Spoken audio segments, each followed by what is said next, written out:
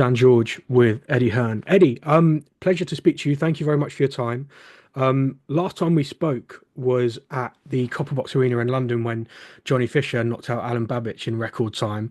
I remember earlier on that show, Giorgio Visioli was in action, and we actually had to pause some of the fights to watch England play and the penalties.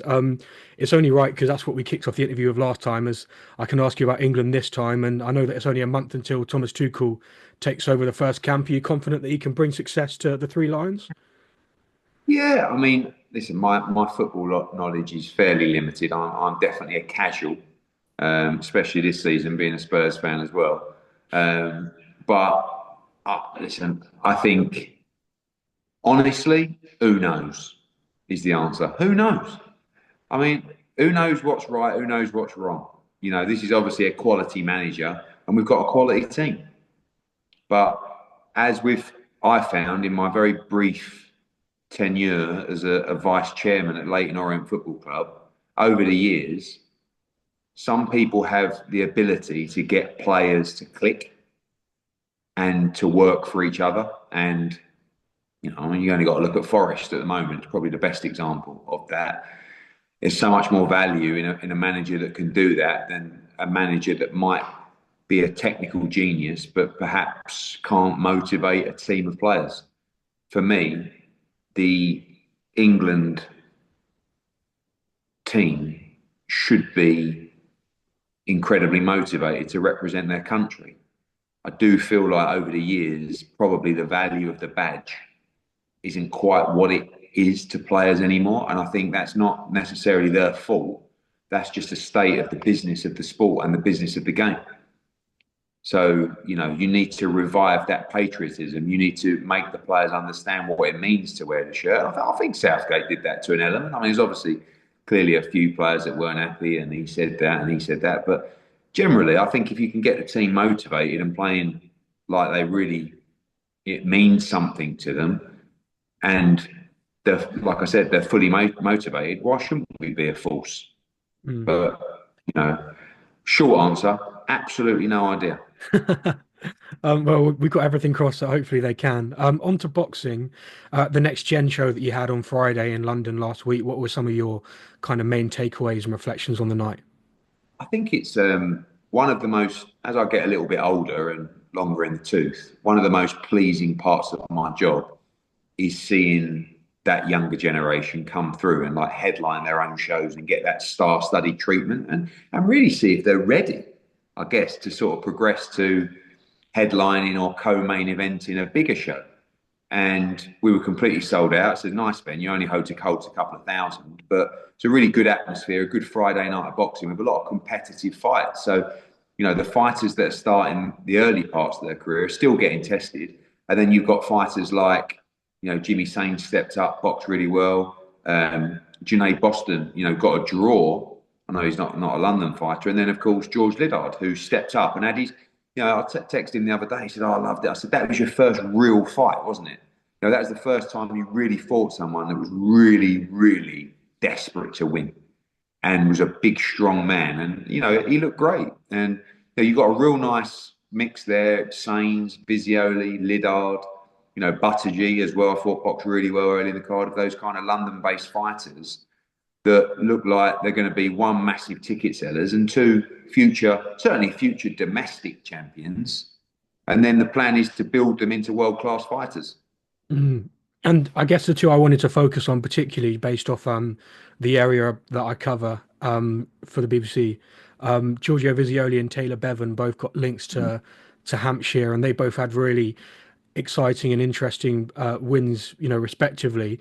From you personally, those two, how excited are you by them both? Yeah, I mean, I think with those two particularly, I think they're two fighters I'd be astonished if didn't reach world level. Like for Taylor, I watched him in the Commonwealth Games in Birmingham, and I was like, we got to sign Taylor Bevan. He's so exciting. I mean, and as a pro, very early days, only had two fights, but just been exactly what I want to see, which is slicing through the competition like a knife through butter, and that's what you should be doing to the level that he's boxing at the moment. Looks the part, carved out stone. I mean, he really is. Every time I see him weighing in, I just look and I get terribly depressed. And I think to myself, how do you train every day and you don't look 1% of Taylor Bevan? He's like the ultimate professional. And also, what's really pleasing is the support that's travelling with him. I mean, he had nearly 200 come up from Southampton on a Friday afternoon. A couple of hundred went up to Bournemouth as well, Birmingham, sorry, for his debut. He's going to get a nice following, like those next gen. So really, I look at Taylor Bevan, I think 5 to 6 more fights will headline with you in Southampton, and we'll do something, like the same sort of thing, 1,500, 2,000. He'll bang the whole thing out. Mm. But he's a world class prospect, as is Giorgio. I mean, Giorgio's looked very good for a very long period of time now, and a lot of people are starting to talk about him. He's really starting to get some great momentum as well. So very excited about his future. I think with Giorgio in particular, I've seen when I first spoke to him to now, at first he kind of came across doing the media as a bit, it was a bit kind of an unknown, wasn't too Yeah. sure about it. But I was sat with him in his changing room after his win on Friday, and he's just, he seems so much more kind of asserted and calm and, um, you know, knows that this is where he belongs. And I mean, for him, how far do you think he can go in 2025? What's it? 2025. I said to Sonny Edwards, who's obviously involved in his career, I think he should step up to English title level very soon. I don't see anyone around that level giving him any kind of problem. It's just, I'm quite well known for moving fighters quite quickly. And obviously, the trainer's job and the manager's job is to kind of calm me down and go, well, hang on a minute. But at the same time, you don't want a fighter just treading water because it's actually no good for him. Like that, Giorgio is miles above the level that he's fighting. So let's just step him up, try and move him to 10 rounds soon. I'd like to see him in a position to win a British title by the end of 2025. Mm. And I mean his trainer as well, Mark Tibbs. The two of them, seem to really gel well together, and that, Mark Tibbs is a great, well-respected coach. How confident are you in that duo and the two of them? Yeah, Giorgio's obviously, he's got a very high boxing IQ and he's also a great listener. And Mark's a great teacher. So I just think it's a great mix. And you're right, Giorgio at first, when we got him in front of the camera, he was a bit shy, but he's really starting to grow now in confidence and start to believe in himself. Yeah, he did actually stick it on me when I went into his changing room after the fight because one of the other fighters around his weight that we cover in the area is Royston Barney Smith, who's with Frank Right. Warren. And Yeah. the two of them obviously fought back in the amateurs, and he asked me, he's like, "Oh, so are you a Giorgio fan or a Royston fan?" And I was like, "Whoa, whoa, I'm here for you both." But in the days of these, 5v5s and stuff like that, could that be a future little matchup, the two of them, Yeah, maybe? for sure. I mean, that's generally a fight that would materialise probably in another 12 months. But, like I said, I'm renowned for sticking our guys in if I believe they can win. Mm. And, I don't see many fighters domestically that will beat Giorgio Visioli given another, 6 to 12 months. Mm. And I mean, with from Aldershot to Southampton, I know, like you said, what was it? Shout out to Southampton Yeah, in the arena after Taylor Bevan's win. It's funny enough as well, actually, because Taylor Bevan and I actually went to the same college, did the same course in the really. same year. Yeah. Just like our course was always split into two, so he was always in the other class. But it was kind of, funny how small the world is. But um, I've already seen people calling for a step up in opponent for him, Yeah. even just two fights in. I mean, do you kind of have to hold yourself back a little bit with him? It's going to be very difficult to match him because he clearly punches very, very hard and spitefully. And, the first opponent was like a winning record, no disrespect, journeyman, who's supposed to give you good, solid rounds. He got knocked out. And then the recent one was just a 1-0, good amateur prospect turned pro, but was too aggressive. Like if you're aggressive against Taylor Bevan, it's going to be a horrible night's work. And that's what happened in that. So yeah, don't get carried away. He's fighting March 28th in Manchester on Pat Brown's debut next gen card. And I say to all the fighters, like, the better you look, the faster I'm going to get you out again. So Mm, in Taylor's, he boxed in December, then he boxed in January. Now he's boxing in March. And if he looks good again, he'll probably get out in April or May. And, the plan with him is probably to get to 7-0 by the end of the year.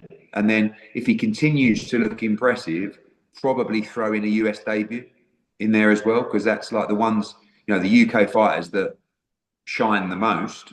That's kind of the treatment that they get, a little trip to the States as well. And I think that'd be good for him. Do you feel more pressure than ever to, sometimes with these young players, do you feel sometimes, I guess, with opportunities, maybe like a Johnny Fisher or some other just young boxers that when their stake is so high and you've got the platforms like Riyadh Season where they might be putting in, into fights maybe a little bit, faster Yeah. than you would have done a few years ago.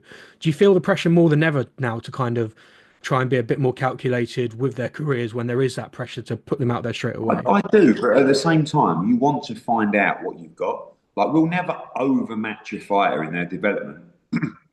We might we might make a 70-30 or maybe even a 60-40 fight as they cut, but they're all fights that are designed for you to win if you're good enough and if you're at the level we need you to be. So, like, the harsh reality is, if you're not, and I said this during the week, and sometimes it gets a bit of backlash. If you're not capable of winning English titles and maybe even British titles, maybe Matchroom isn't the platform for you because I want elite world class fighters. Now, not every fighter on the roster is going to go on and win a world title, but generally, I need to find out at some point, once I've given you your education, once I've given you your chance to learn the game and gain the experience, we just got to step up a little. Now, if you get beat in that step up, you're not the fighter that we thought you were. Doesn't mean cheerio, see you later. It just means, right, we'll give you another shot, but you better win next time when you're in that kind of fight. Otherwise, I think there's multiple platforms and promoters for you to sign with, but selfishly, I want world class fighters, and that's people. When you talk about Taylor and Giorgio, I think that's what we've got, and I think they're going to get there. Yeah. And on Taylor, what kind of do you see him at long term weight wise? Do you think that, what he's at the moment, which is what, super middle?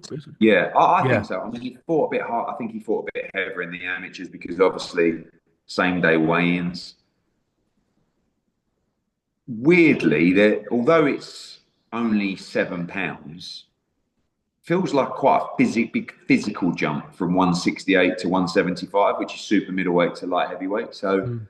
I like him at super middle, but at the same time, you've got to be able to do the weight well. The last thing you want to do is suffer to make the weight and let it impact your performance. So at the moment, like I said, I mean, there isn't an ounce of fat on him, is there? I mean, he's absolutely. But he quite surprised me with his crowd. And it's interesting you said that about Southampton because he's quite quiet, Taylor. I mean, he might not be down in Southampton, but he's very very respectful, Yeah. very I would say a little bit shy, and you wouldn't expect that kind of character trait to have a couple of hundred loud fans as well in the crowd screaming, "There's only one Taylor Bevan and Taylor Bevan's Barmy Army." Like I don't know, and I think there's another side to Taylor Bevan. We'll be Yeah. bringing out. I mean, you probably know, having gone to college with him, but don't spill the beans just yet. We'll wait and see. We look forward to it. You did touch on it, potentially headline with him in Southampton. I guess as much, I've had a few of these conversations recently with, Ryan Garner and Frank Warren, and the fact that Mm. there's kind of no, I guess, smaller arenas in Southampton to do something like that. I mean, what do you think that could look like potentially if you were to headline with Taylor in Southampton? Well, I think again, like if you're going to headline with him on a next gen card, which will be in the next 12 months probably, Hmm. you need that 1,500, 2,000, and I don't know the area well enough. I Yeah. mean, when you bring boxing to a place that's never had it before, Hmm. it really works. Like, look at the Ryan Garner show. That's apparently done really well. I mean, I know he's a massive ticket seller down there as well, but like, Yeah. it just works because people are going, what boxing down here? TV, I can't, and that's the same with like Giorgio in time. Who's to say we don't bring something, maybe a next gen with him down in Hmm. Aldershot? I mean, again, these are places that you know much more about the venues down there than me, but there's got to be something around that's suitable. Hmm. And I just think it's great experience for them, and it's great profile building for them. And they've clearly got fan bases because those people are traveling 3 or 4 hours, 7 or 8 hour round trip to watch him already in a fight that really isn't even going to be competitive. So I like what I see from Taylor Bevan, not just in the ring, but that sort of fan base that he's building.